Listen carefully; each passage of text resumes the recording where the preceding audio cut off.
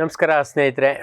ಇನ್ನು ಸೀಬೆನಲ್ಲಿ ಇತ್ತೀಚಿನ ದಿನಗಳಲ್ಲಿ ಭಾಳ ಪ್ರಾಮುಖ್ಯತೆಯನ್ನು ಗಳಿಸ್ತಾ ಇರುವಂಥದ್ದು, ಅದರಲ್ಲೂ ಪ್ರಮುಖವಾಗಿ ಅಪ್ ಆ್ಯಂಡ್ ಮಾರ್ಕೆಟ್ ಅಥವಾ ಏನು ದೊಡ್ಡ ದೊಡ್ಡ ಮಾರ್ಕೆಟು ಅಥವಾ ದೂರದ ನಗರಗಳಿಗೆ ಮಾರುಕಟ್ಟೆಗೆ ಗುಣಮಟ್ಟದ ಒಂದು ಸೀಬೆಯನ್ನು ಒದಗಿಸೋದಕ್ಕೆ ಒದ್ದಾಡ್ತಾ ಇರೋದು ಟೀ ಸೊಳ್ಳೆ ಜೊತೆಗೆ ನಮ್ಮ ಈ ಥ್ರಿಪ್ಸ್ಗಳು ಭಾಳ ತೊಂದರೆಯನ್ನು ನೀಡ್ತಾ ಇದ್ದಾವೆ. ಒಣ ವಾತಾವರಣ ಇದ್ದಾಗ ಅಥವಾ ನಮ್ಮ ಪರಿಸರದಲ್ಲಿ ಈ ಥ್ರಿಪ್ಸ್ಗೆ ಬೇಕಾದಂಥ ಬೆಳೆಗಳು, ಅದರಲ್ಲೂ ಪ್ರಮುಖವಾಗಿ ನಮ್ಮ ಮೆಣಸಿನಕಾಯಿ ಅಥವಾ ಕ್ಯಾಪ್ಸಿಕಮ್ಮು ಅಥವಾ ಈರುಳ್ಳಿ, ಇಂಥ ಬೆಳೆಗಳು ನಮ್ಮ ಪರಿಸರದಲ್ಲಿ ಇದ್ದು ಅಂಥ ಪರಿಸರದಲ್ಲಿ ನಮ್ಮ ಸೀಬೆ ಇತ್ತು ಅಂದರೆ ಈ ಥ್ರಿಪ್ಸ್ಗಳ ಸಂಖ್ಯೆ ಅಥವಾ ಈವನ್ ನಮ್ಮ ಪಾರ್ಥೇನಿಯಂ ಸಂಖ್ಯೆನೂ ಭಾಳ ಏರಳವಾಗಿತ್ತು ನಮ್ಮ ತೋಟದ ಅಕ್ಕಪಕ್ಕದಲ್ಲಿ ಅಂದರೆ ಈ ಥ್ರಿಪ್ಸ್ಗಳ ಸಂಖ್ಯೆ ಸಹಜವಾಗಿ ಹೆಚ್ಚಾಗಿರುತ್ತೆ. ಇದರಲ್ಲಿ ಇನ್ನೂ ಹಲವಾರು ಜಾತಿಯ ಥ್ರಿಪ್ಸ್ಗಳಿದ್ದಾವೆ. ಅವುಗಳೆಲ್ಲ ಎಲೆಗಳನ್ನು ತಿಂದು ನಾಶ ಮಾಡ್ತವೆ. ಆದರೆ ನಮ್ಮ ಈ ಸಿರ್ಟೋಥ್ರಿಪ್ಸ್ ಅನ್ನುವಂಥ ಒಂದು ಈ ಈರುಳ್ಳಿ ಅಥವಾ ಮೆಣಸಿನ್ಕಾಯಿನಲ್ಲಿ ಬರುವಂಥ ಒಂದು ಥ್ರಿಪ್ಸ್ ಏನಿದೆ, ಇದು ಎಳೆ ಕಾಯಿಗಳ ಮೇಲೆ ತಿನ್ನುತ್ತೆ. ಈ ಎಳೆ ಕಾಯಿಗಳನ್ನು ಇದು ಕೆರೆದು ತಿಂದಾಗ ಏನಾಗುತ್ತೆ, ಆ ಕಾಯಿಗಳು ಬೆಳೆದಂತೆ ಆ ಮಚ್ಚೆಗಳು ಹಾಗೆ ಉಳ್ಕೋತವೆ. ಈ ಮಚ್ಚೆಗಳು ಇತ್ತು ಅಂತಂದರೆ ನಮಗೆ ಇವನ್ನು ದೊಡ್ಡ ಮಾರ್ಕೆಟ್ಗಳಿಗೆ ಅಥವಾ ಅಧಿಕ ಮೌಲ್ಯದ ಮಾರುಕಟ್ಟೆಗಳಿಗೆ ಇವನ್ನು ನಾವು ಮಾರಾಟ ಮಾಡಲಿಕ್ಕೆ ಸ್ವಲ್ಪ ಕಷ್ಟ ಆಗುತ್ತೆ. ಅದ್ರ ಜೊತೆಗೆ ಬೆಳವಣಿಗೆಯ ದೃಷ್ಟಿಯಿಂದ ಈ ಒಂದು ಥ್ರಿಪ್ಸ್ ಹಾನಿಯಾಗಿತ್ತು ಅಂತಂದರೆ ಅಂಥ ಕಾಯಿಗಳು ಭಾಳ ರೆಗ್ಯುಲರ್ ಸೈಜಿಗೆ ಬರೋದಕ್ಕೂ ತೊಂದರೆ ಆಗುತ್ತೆ, ರೆಗ್ಯುಲರ್ ಶೇಪ್ ಬರೋದಕ್ಕೂ ತೊಂದರೆ ಆಗುತ್ತೆ. ತೂಕ, ಅವುಗಳ ತಾಕತ್ತಿಗೆ, ಅವುಗಳ ಸಾಮರ್ಥ್ಯಕ್ಕೆ ತಕ್ಕಂತೆ ಅವು ಬೆಳೆಯೋದಕ್ಕೆ ಈ ಒಂದು ತೊಗಟೆ ಅಥವಾ ಗಾಯ, ಅದರ ಮೇಲಿರುವ ಗಾಯ ಅವಕಾಶವನ್ನು ಕೊಡೋದಿಲ್ಲ. ಹಾಗಾಗಿ ಇತ್ತೀಚಿನ ದಿನಗಳಲ್ಲಿ ಇವುಗಳನ್ನು ಭಾಳ ವಿಶೇಷವಾಗಿ ನಾವು ಹರಿಸಬೇಕಾಗುತ್ತೆ. ಇದಕ್ಕೆ ಹೆಚ್ಚಾಗಿ ನಮ್ಮ ಪರಿಸರದಲ್ಲಿ ಈ ಥ್ರಿಪ್ಸ್ಗಳು ನಮ್ಮ ತೋಟಕ್ಕೆ ಬರದ ಹಾಗೆ ನಿವಾರಣೆ ಮಾಡ್ಕೊಳ್ಳೋದಕ್ಕೆ ಸೀಬೆ ತೋಟದಲ್ಲಿ ಎಷ್ಟು ಅನುಕೂಲ ಇರುತ್ತೋ ಅಷ್ಟು ತೋಟದಿಂದ ಹೊರಗಡೆ ಒಂದು 5 ರಿಂದ 10 ಅಡಿ ದೂರದಲ್ಲಿ ಸುತ್ತ 4 ಕಡೆ ತಡೆಗೋಡೆಯಾಗಿ ಎತ್ತರದ ಮೆಕ್ಕೆಜೋಳ ಅಥವಾ ಜೋಳ ಅಥವಾ ನೇಪಿಯರ್ ಹುಲ್ಲನ್ನು ಬೆಳೆಯೋದ್ರಿಂದ ತೋಟದ ಹೊರಭಾಗದಿಂದ ಈ ಒಂದು ಥ್ರಿಪ್ಸ್ಗಳು ನಮ್ಮ ತೋಟಕ್ಕೆ ಬರೋದನ್ನು ಕಡಿಮೆ ಮಾಡ್ಬೋದು. ಅದ್ರ ಜೊತೆಗೆ ನಮ್ಮ ಸೀಬೆ ತೋಟದಲ್ಲೂ ಅದು ಹೆಚ್ಚಿನ ಸಂಖ್ಯೆಯಲ್ಲಿ ನಾವು ಈ ನಮ್ಮ ನಾಟಿ ಜಾತಿಗೆ ಸೇರಿದಂಥ ಧನಿಯಾ ಅಥವಾ ಕೊತ್ತಂಬರಿಯನ್ನು ರ್ಯಾಂಡಮ್ ಆಗಿ ಚೆಲ್ಲೋದ್ರಿಂದ ಏನಾಗುತ್ತೆ, ಈ ಒಂದು ಪರಭಕ್ಷಕ ಜೀವಿಗಳ ಸಂಖ್ಯೆ ಅಲ್ಲಿ ಜಾಸ್ತಿ ಆಗುತ್ತೆ. ಅವುಗಳ ಒಂದು ಪ್ರೆಸೆನ್ಸಿಂದ ಈ ಒಂದು ಥ್ರಿಪ್ಸ್ಗಳನ್ನು ನಾವು ಕಡಿಮೆ ಮಾಡ್ಬೋದು. ಒಂದು ತಡೆಬೆಳೆಯಾಗಿ ಸುತ್ತ ಜೋಳವನ್ನು ಬೆಳ್ಕೊಳ್ಳೋದು, ಮತ್ತು ಆ ಜೋಳ ಬೆಳ್ಕೊಂಡ್ರೆ ನಮಗೇನು ನಷ್ಟ ಇಲ್ಲ. ಅದನ್ನು ನಮ್ಮ ದನಕರುಗಳಿಗೆ ಮೇವಾಗಿ ಬಳಸ್ಕೋಬೋದು. ಹಸಿ ಮೇವಾಗಾದರೂ ಬೆಳೆಸ್ಕೋಬೋದು ಅಥವಾ ಒಣ ಮೇಗಾದರೂ ನಮಗೆ ಯಾವ ರೀತಿ ಬೇಕೋ ಆ ರೀತಿ ಬೆಳೆಸ್ಕೋಬೋದು. ಬಟ್ ಒಂದು ಎಚ್ಚರಿಕೆ ಏನು ಅಂತಂದರೆ, ಒಂದೇ ಸಾಲ ಹಾಕೋದ್ರ ಬದಲು ಒಂದು 3-4 ಸಾಲ ಹಾಕ್ಕೊಂಡು ಒಂದು ಸಾಲ ತಕ್ಕೊಂಡು ನಂತರ ಇನ್ನೊಂದು ಸಾಲ ಎತ್ತರಕ್ಕೆ ಹೋದಾಗ ಈ ರೀತಿ ಕ್ರಮೇಣವಾಗಿ ನಮ್ಮಲ್ಲಿ ಯಾವಾಗಲೂ ಒಂದು ತಡೆಗಡೆ ಯಾವಾಗಲೂ ಇರೋ ರೀತಿ 365 ದಿನ ಇರೋ ರೀತಿ ನೋಡಿಕೊಂಡು ಭಾಳ ಉತ್ತಮ. ಮತ್ತು ಈ ಬೇರೆ ಬೆಳೆಗಳು ನಮ್ಮ ಪಕ್ಕದಲ್ಲಿ ಇದ್ದದ್ದನ್ನು ನಾವು ತಡೆಯೋದು ಕೆಲವು ಸಲ ನಮ್ಮ ಸಾಮರ್ಥ್ಯಕ್ಕಿಂತ ಆಚೆ ಇರುತ್ತೆ. ಹಾಗಾಗಿ ಅದ್ರ ಬದಲು ಇದು ನಮ್ಮ ಕೈ ಅಳತೆನಲ್ಲೇ ಇರುವಂಥ ಒಂದು ಕ್ರಮ ಅಂತಂದರೆ ತಡೆಗೋಡೆ ಹಾಕ್ಕೊಳ್ಳೋದು, ಈ ಥ್ರಿಪ್ಸ್ಗಳು ನಮ್ಮಲ್ಲಿ ಬರದೇ ಇರೋ ರೀತಿ ತಡೆಯೋದು. ಮತ್ತು ಒಳಗಡೆ ಆ ಪರಭಕ್ಷಕ ಜೀವಿಗಳು ಹೆಚ್ಚಾಗಿ ಉತ್ತೇಜನಗೊಳ್ಳಲು ನಮ್ಮ ಈ ಧನಿಯಾವನ್ನು ಬೆಳೆಸ್ಕೊಳ್ಳೋದು. ಹೆಚ್ಚಿನ ಸಂಖ್ಯೆಯ ಧನಿಯಾ ಹೂ ಬರುವ ಹಂತದಲ್ಲಿ ಇತ್ತು ಅಂದರೆ ಅದು ಇನ್ನೂ ಹೆಚ್ಚಿನ ಸಂಖ್ಯೆಯ ಪರಭಕ್ಷಕ ಪರತಂತ್ರ ಜೀವಿಗಳನ್ನು ನಮ್ಮ ಪರಿಸರದಲ್ಲಿ ಇಟ್ಕೋತದೆ. ಅದು ಈ ಒಂದು ಕೀಟಗಳನ್ನು ನೈಸರ್ಗಿಕವಾಗಿ ನಿರ್ವಹಣೆ ಮಾಡಲಿಕ್ಕೆ ಸಹಕಾರ ಮಾಡ್ತದೆ. ಅದ್ರ ಜೊತೆಗೆ ಹೂವಿನ ಕಾಲದಲ್ಲಿ, ಹೂ ಆಡುವ ಕಾಲದಲ್ಲಿ ಅನಿವಾರ್ಯ ಅನಿಸಿದ್ರೆ ಎಮಮೆಕ್ಟಿನ್ ಬೆನ್ಸೋಯೇಟ್ ಅಥವಾ ಸ್ಪೈನೋಸೈಡ್, ಈ ಒಂದು ರಾಸಾಯನಿಕಗಳನ್ನು ನಮ್ಮ ಮಾರುಕಟ್ಟೆ ಮೌಲ್ಯ ಅದರ ಮೇಲೆ ಅನುಗುಣವಾಗಿ, ಅಥವಾ ಇಲ್ಲ ಅಂತಂದರೆ ಅತಿ ಸಾಮಾನ್ಯವಾಗಿ ನಮ್ಮ ಅಜರ್ಡಕ್ಟಿನ್ ಇದೆ, ಬೇವು ಮೂಲದ ಕೀಟನಾಶಕ, ಅದನ್ನು ನಿರ್ಭಯವಾಗಿ ನಾವು ಬಳಸ್ಬೋದು. ನಮ್ಮ ತೋಟದಲ್ಲಿ ಏನಾದರೂ ಆರ್ದ್ರತೆ ಇತ್ತು ಅಂತಂದರೆ ಸಾಧಾರಣವಾಗಿ ಈ ಥ್ರಿಪ್ಸ್ಗಳ ಸಂಖ್ಯೆನೂ ಹೆಚ್ಚಾಗಿ ಬರೋದಿಲ್ಲ. ಆರ್ದ್ರತೆ ಇತ್ತು ಅಂದರೆ ಆ ಸಂದರ್ಭದಲ್ಲಿ ಏನಾದ್ರು ಥ್ರಿಪ್ಸ್ಗಳು ಇದ್ವು ಅಂತಂದರೆ ನಾವು ಈ ನಮ್ಮ ಜೈವಿಕ ಕೀಟನಾಶಕ ಶಿಲೀಂಧ್ರಗಳಾದ ಲೆಕ್ಯಾನಿಸಿಲಿಯಂ ಮತ್ತು ಮೆಟ್ರೈಸಿಯಮನ್ನು ಬಳಸೋದ್ರಿಂದ ಇವುಗಳನ್ನು ಕೂಡ ನಾವೀಗಾಗಲೇ ನಮ್ಮ ಬೇರೆ ಕೀಟಗಳಿಗೆ ಅವನ್ನು ಬಳಸ್ತಾ ಇದ್ದೀವಿ. ಆ ಕೀಟಗಳ ಜೊತೆಗೆ ಇದು ಕೂಡ ನಿರ್ವಹಣೆ ಹೊಂದುತ್ತೆ. ಇದು ಈ ಥ್ರಿಪ್ಸ್ಗಳ ಬಗ್ಗೆ ಆಯಿತು. ಇನ್ನು ಬೇರು ತಿನ್ನುವಂಥ ಒಂದು ಪ್ರಮುಖ ಕೀಟ ಅಂತಂದರೆ ಎರಡು ಪ್ರಮುಖ ಕೀಟಗಳು. ಒಂದು ನಮ್ಮ ಮೂತಿ ಹುಳುವಿನ ಮರಿಹುಳುಗಳು, ಅದನ್ನು ಬಿಟ್ಟರೆ ನಮ್ಮ ಗೊಣ್ಣೆ ಹುಳುವಿನ ಮರಿಹುಳುಗಳು. ಇವೆರಡೂ ಸಹ ನಮಗೆ ದೊಡ್ಡ ಪ್ರಮಾಣದ ನಷ್ಟವನ್ನು ಮಾಡ್ತವೆ. ಮೂತಿ ಹುಳುವಿನ ಮರಿಹುಳುಗಳು ನಮಗೆ ವರ್ಷ ಪೂರ್ತಿ ಅವುಗಳ ಜೀವನ ಚಕ್ರ ನಡೀತಾ ಇರ್ತದೆ. ಆದರೆ ಗೊಣ್ಣೆ ಹುಳು ಅದು ಸೀಮಿತ ಅವಧಿ, ಸಾಮಾನ್ಯವಾಗಿ ಮೇ ಜೂನ್ ತಿಂಗಳಿಂದ ಹಿಡ್ಕೊಂಡು ಸೆಪ್ಟೆಂಬರ್ ಅಕ್ಟೋಬರ್ವರೆಗೆ ಮಾತ್ರ ಬಯಲುಸೀಮೆಯಲ್ಲಿ ಹೆಚ್ಚಾನೆಚ್ಚು ಇವು ನಮ್ಮ ಸೀಬೆಯ ಬೇರುಗಳನ್ನು ತಿಂದು ನಾಶ ಮಾಡ್ತವೆ. ಅದರ ನಂತರ ಇದ್ರ ಪ್ರೌಢ ಹಂತಗಳು ಮೇಲೆ ಬಂದು ಎಲೆಗಳನ್ನು ಸಹ, ಅದು ಕೂಡ ಒಂದು ಸೀಮಿತ ಅವಧಿಗೆ ಮಾತ್ರ. ಹಾಗಾಗಿ ನಮ್ಮಲ್ಲಿ ಈ ಬೇರು ತಿನ್ನುವ ಮೂತಿ ಹುಳುವಿನ ಹಾವಳಿ ಹೆಚ್ಚಿತ್ತು. ಅದು ಹೆಚ್ಚಾನೆಚ್ಚು ನಮ್ಮ ಸಸಿ ಮಡಿಗಳಲ್ಲಿ ಇತ್ತೀಚಿನ ದಿನಗಳಲ್ಲಿ ಭಾಳ ಹೆಚ್ಚಿನ ದಾಳಿಯನ್ನು ಮಾಡ್ತಾ ಇದ್ದಾವೆ ಮತ್ತು ಎಳೆ ತೋಟಗಳಲ್ಲಿ ಕೂಡ ಇವು ಭಾಳ ದಾಳಿಯನ್ನು ಮಾಡ್ತಾ ಇರೋದು ಗೊತ್ತಾಗಿದೆ.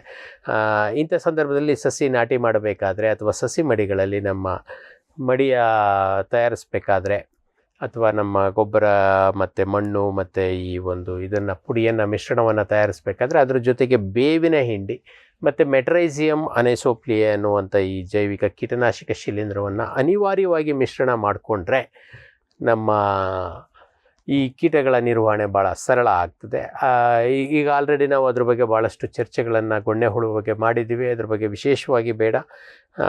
ಆ ಗೊಣ್ಣೆ ಹುಳುಗಳು ನಮ್ಮಲ್ಲಿ ಮುಖ್ಯ ತೋಟದಲ್ಲೂ ಇದ್ದಾವೆ ಅಂತಂದರೆ ಮುಂಗಾರಿಗೆ ಏಪ್ರಿಲ್ ಮೇ ತಿಂಗಳಿನಲ್ಲಿ ಸಾಧ್ಯ ಆದರೆ ಆವಾಗ, ಇಲ್ಲ ಅಂತಂದರೆ ನಂತರ ಜೂನ್ನಲ್ಲಿ ಈ ಒಂದು ಮೆಟ್ರೈಸಿಯಮ್ ರಿಲೆ ಅಥವಾ ಬಿವೇರಿಯಾ ಬಸಿಯಾನ ಮಣ್ಣಿಗೆ ಸೇರಿಸೋದು. ಅದಾಗಲಿಲ್ಲ ಅಂತಂದರೆ ನಮ್ಮ EPNಗಳನ್ನು ಕೂಡ ನಾವು ಬಳಸ್ಕೋಬೋದು. ಇಲ್ಲ ಅಂದರೆ ಅನಿವಾರ್ಯ ಅಂತಂದಾಗ ನಮ್ಮ ಕೀಟನಾಶಕಗಳನ್ನು ಕೂಡ ಹಾಕ್ಕೊಳ್ಳೋದ್ರಿಂದ ನಮ್ಮ ಬೇರಿನ ರಕ್ಷಣೆ ಆಗ್ಬೋದು. ಹುಳ ಬೆಳ್ಕೋಬೋದು ಅಲ್ಲಿ ಬೇರೆ ಕಡೆ ಹೋಗಿ, ಆದರೆ ನಮ್ಮ ಬೇರಿನ ರಕ್ಷಣೆಯನ್ನು ನಾವು ಮಾಡ್ಕೋಬೇಕಾಗ್ತದೆ. ಫಾರ್ಮ್ ಟಿವಿ ವೀಕ್ಷಕ ರೈತರ ಬೆಳೆ ರಕ್ಷಣೆ ಈಗ ಹಿಂದೆಂದಿಗಿಂತ ಸುಲಭ, ಸರಳ, ಸುರಕ್ಷಿತ. ಶ್ರಮಜೀವಿಯಿಂದ ಸೂಕ್ಷ್ಮ ಪೋಷಕಾಂಶ, ಸೂಕ್ಷ್ಮಾಣುಜೀವಿ ಮತ್ತು ಬೇರುವರ್ಧಕಗಳು. ಕಾಳುಮೆಣಸು ಸೊರಗು ರೋಗ ತಡೆಗೆ ಟ್ರೈಕೋಡರ್ಮಾ ಸುಡೋಮೋನಾಸ್. ಸಮೃದ್ಧ ಬೆಳವಣಿಗೆ, ರೋಗ ನಿರೋಧಕ ಶಕ್ತಿಗೆ IISR ಪೆಪ್ಪರ್ ಸ್ಪೆಷಲ್. ಕೋಕೋ ಗಿಡಗಳ ಆರೋಗ್ಯಕ್ಕೆ ಜಿಂಕ್ ಸಲ್ಫೇಟ್ ಮತ್ತು ಫೆರಸ್ ಸಲ್ಫೇಟ್. ಅಡಿಕೆ ಹಿಡಿಮುಂಡಿಗೆ ನಿರ್ವಹಣೆಗೆ ರೂಟ್ ಪವರ್, ಜಿಂಕ್ ಮತ್ತು ಬೋರಾನ್. ಖಚಿತ ಗುಣಮಟ್ಟ, ಪ್ರಾಮಾಣಿಕ ಬೆಲೆ, ನಿರಂತರ ಸಲಹಾ ಸೇವೆ. ನಮ್ಮಿಂದಲೇ ಖರೀದಿಸಿ, ನಮ್ಮ ಬದ್ಧತೆಯ ಸೇವೆಗೆ ಬೆಂಬಲ ನೀಡಿ.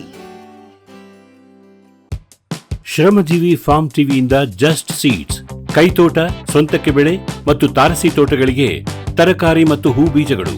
IIHR ಮತ್ತು ತೋಟಗಾರಿಕೆ ವಿಶ್ವವಿದ್ಯಾಲಯದ ಅಧಿಕ ಇಳುವರಿಯ ಸುಧಾರಿತ ತಳಿ ಹಾಗೂ ಹೈಬ್ರಿಡ್ ಬೀಜಗಳು. 50 ರೂಪಾಯಿ ಚಿಕ್ಕ ಪ್ಯಾಕೆಟ್ನಲ್ಲಿ. UPI ಮೂಲಕ ಹಣ ಪಾವತಿಸಿದರೆ ಅಂಚೆ ಮೂಲಕ ಬೀಜ ನಿಮ್ಮ ಮನೆ ಬಾಗಿಲಿಗೆ. ಅಧಿಕೃತ ತಳಿಗಳ ನಿಜ ಬೀಜಗಳು. ಫಾರ್ಮ್ ಟಿವಿಯ ಮೊಳಕೆ ಗ್ಯಾರಂಟಿ. Just seeds. ಸಮೃದ್ಧ ಸಾವಯವ ಗೊಬ್ಬರ, MSGP ಮತ್ತು KCDC ಉತ್ಪಾದನೆ. ಫಾರ್ಮ್ ಟಿವಿಯಿಂದ ಸರಬರಾಜು. ಅತಿ ಕಡಿಮೆ ಬೆಲೆಗೆ ಅತ್ಯುತ್ತಮ ಗೊಬ್ಬರ. ಇಲ್ಲ ಭಾರಲೋಹ, ಕೃಷಿ ವಿಶ್ವವಿದ್ಯಾಲಯದಿಂದ ಪರೀಕ್ಷಿತ. ಸಾವಯವ ಇಂಗಾಲ, NPK, PH, EC ಎಲ್ಲ ನಿಗದಿತ ಮಿತಿಯಲ್ಲಿ. ಅಡಿಕೆ, ತೆಂಗು, ಬಾಳೆ, ಕಾಫಿ, ದಾಳಿಂಬೆ, ದ್ರಾಕ್ಷಿ, ಕಬ್ಬು, ಭತ್ತ, ಜೋಳ, ಹತ್ತಿ ಹೀಗೆ ಎಲ್ಲಾ ಬೆಳೆಗಳಿಗೂ ಪ್ರಶಸ್ತ. ಜೀವಂತ ಮಣ್ಣು, ಸಮೃದ್ಧ ಬೆಳೆ. ಅತ್ಯಧಿಕ ಲಾಭಕ್ಕೆ ಬಳಸಿ ಸಿಟಿ ಕಾಂಪೋಸ್ಟ್.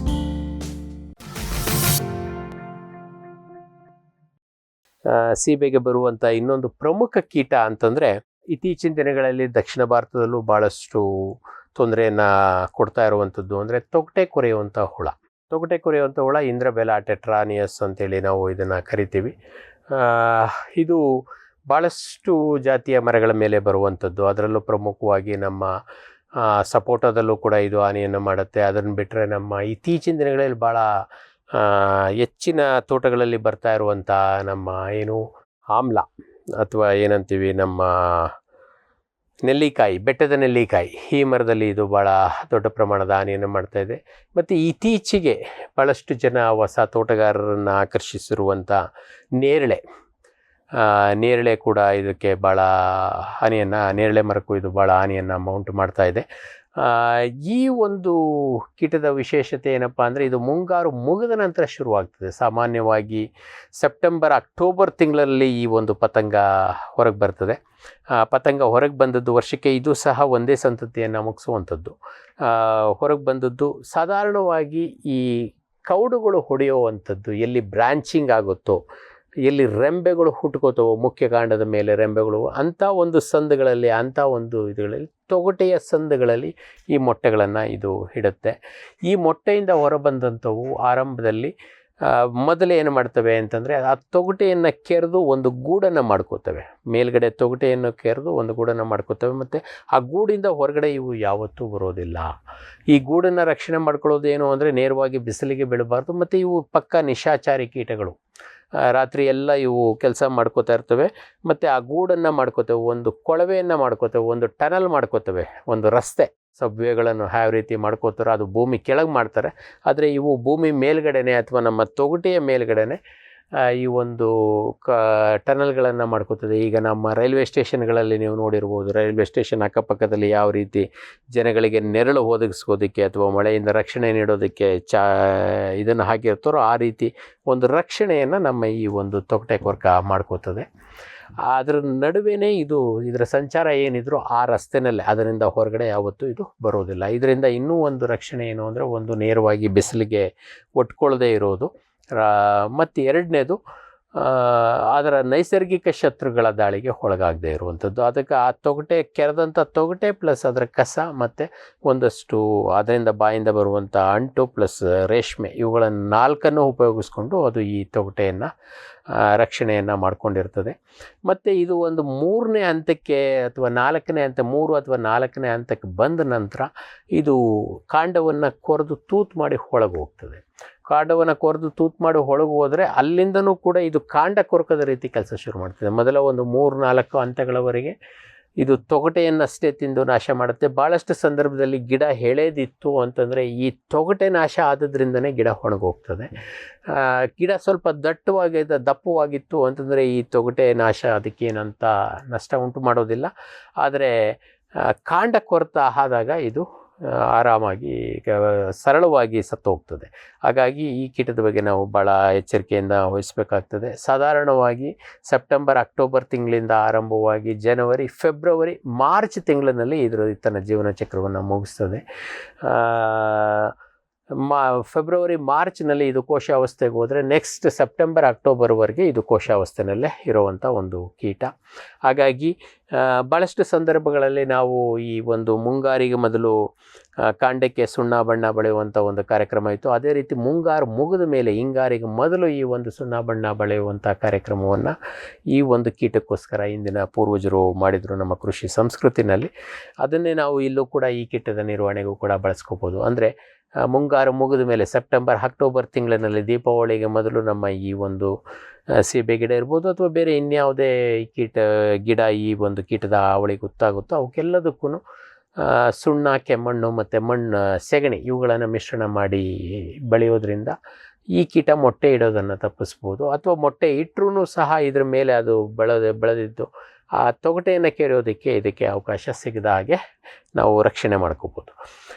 ಅದಲ್ಲದೆ ಅದನ್ನು ಮೀರಿನೂ ಸಹ ಇದು ತೊಗಟೆ ಮೇಲೆ ಇದನ್ನು ರಚಿಸ್ತಾ ಇದೆ ಅಂತಂದರೆ ನಾವೇ ಆ ಒಂದು ತೊಗಟೆ ಮೇಲೆ ರಚಿಸಿರುವಂಥ ಒಂದು ಮ್ಯಾಟ್ಗಳನ್ನು ಅಥವಾ ರಿಬ್ಬನ್ಗಳನ್ನು ತೆಗೆದುಬಿಟ್ರೆ ಮ್ಯಾನ್ಯುವಲ್ ಆಗಿ ಇದಕ್ಕೆ ಒಂದು ರಕ್ಷಣೆ ಸಿಗದೆ ಆ ಕೀಟ ಸತ್ತೋಗ್ತದೆ. ಇದು ಅತ್ಯಂತ ಸರಳವಾದಂಥ ಕ್ರಮ. ಇದಲ್ಲದೆ ಈ ಕೀಟನಾಶಕಗಳ ಸಿಂಪರಣೆ ಅಷ್ಟು ಸಮಂಜಸವಲ್ಲ. ಏನಾದರೂ ಇದು ಕಾಂಡದ ಒಳಕ್ಕೆ ಹೋಗಿತ್ತು ಅಂದರೆ ಅಂಥ ಸಂದರ್ಭಗಳಲ್ಲಿ ಕಾಂಡ ಕೊರಕವಾಗಿ ಇದು ಮಾರ್ಪಾಟಾಗಿರ್ತದೆ, ಕಾಂಡದ ಒಳಗೆ ಸೇರಿಕೊಂಡಿರುತ್ತೆ. ಆ ರಂಧ್ರದಲ್ಲಿ ಇದರದ ಹೊಟ್ಟು ಉದುರುತ್ತಾ ಇರ್ತದೆ ಅಥವಾ ರಸ ಸೋರ್ತಾ ಇರ್ತದೆ. ಅಂಥ ತೂತುಗಳಿಗೆ ಒಂದು ಕ್ಲಚ್ ವೈರ್ ಅಥವಾ ತಂತಿಯನ್ನು GI ತಂತಿಯನ್ನು ತೂರಿಸಿ ಆ ಒಂದು ಹುಳವನ್ನು ಚುಚ್ಚಿ ಸಾಯಿಸೋದಕ್ಕೆ ಪ್ರಯತ್ನ ಮಾಡಬೇಕು. ಆ ಒಂದು ರಂಧ್ರಕ್ಕೆ ಹುಳ ಸತ್ತಲಿ ಸಾಯದೇ ಇರಲಿ. ನಾನೀಗಾಗಲೇ ನಮ್ಮ ಕಾಂಡ ಕೊರಕದಲ್ಲಿ ಹೇಳಿದಂತೆ ಇಮಿಡಾಕ್ಲೋಪ್ರಿಡ್ 10 ml ಪ್ರತಿ ಲೀಟ್ರಿಗೆ ಹಾಕಿರೋದಂಥ ದ್ರಾವಣವನ್ನು ನೇರವಾಗಿ ಅದು ಕೆಳಮುಖವಾಗಿದ್ದರೆ ನೇರವಾಗಿ ಒಯ್ಬೋದು. ಇಲ್ಲ ಅಂತಂದರೆ ಒಂದು ಬಟ್ಟೆ ಅಥವಾ ಹತ್ತಿನಲ್ಲಿ ಅದನ್ನು ಹಚ್ಕೊಂಡು ಆ ಒಂದು ತಂತಿ ಇದನ್ನು ಅದರೊಳಗೆ ತೂರಿಸ್ಬೋದು. ಕೀಟನಾಶಕ ನಮಗೇನಾದರೂ ಅದು ಇಮ್ಡಾಕ್ಲೋಪ್ರಿಡ್ ಸಿಗಲಿಲ್ಲ ಅಂದ ಸಂದರ್ಭದಲ್ಲಿ ಕ್ಲೋರ್ಪೈರಿಫಾಸನ್ನು ಕೂಡ ನಾವು ಸದ್ಯಕ್ಕೆ ಬಳಸ್ಕೋಬೋದು ಈ ಕೀಟ ನಿರ್ವಹಣೆಗೆ. ಅದಿಲ್ಲ ಅಂದ ಸಂದರ್ಭದಲ್ಲಿ ನಮ್ಮ ನ್ಯಾಫ್ತಲಿನ್ ಬಾಲ್ಗಳನ್ನು ಅತ್ಯಂತ ಸರಳವಾಗಿ ನಾವು ಯೂಸ್ ಮಾಡ್ಕೋಬೋದು. ಇವು ಅತ್ಯಂತ ಸರಳವಾದಂಥ ವಿಧಾನಗಳು. ಮತ್ತು ಈ ಒಂದು ರಾಸಾಯನಿಕವನ್ನು ಹಾಕಿದ ಮೇಲೆ ಆ ಒಂದು ತೂತನ್ನು ನಾವು ಮುಚ್ಚಬೇಕಾಗ್ತದೆ. ಮತ್ತು ಇದನ್ನು ವಾರದಲ್ಲಿ 2 ದಿನ ಅಥವಾ 3 ಸಲ ಇದನ್ನು ಪರೀಕ್ಷಿಸಿ ಮತ್ತೆಲ್ಲಾದರೂ ಇನ್ನೊಂದು ರಂಧ್ರ ಬಂತು ಅಂದರೆ ಆ ರಂಧ್ರದಲ್ಲೂ ಕೂಡ ಈ ಥರದ ಒಂದು ಕ್ರಮವನ್ನೇ ಮತ್ತೆ ಪುನರಾವರ್ತಿಸಿ ಅದನ್ನು ಕೂಡ ಸೆಗಣಿ ಅಥವಾ COC ಅಥವಾ ನಮ್ಮ ಈಲರ್ ಕಮ್ ಸೀಲರ್ನಿಂದ ಮುಚ್ಚೋದ್ರಿಂದ ಈ ಹುಳವನ್ನು ಭಾಳ ಸರಳವಾಗಿ ನಿರ್ವಹಣೆ ಮಾಡಲಿಕ್ಕೆ ನಮಗೆ ಸಾಧ್ಯ ಇದೆ.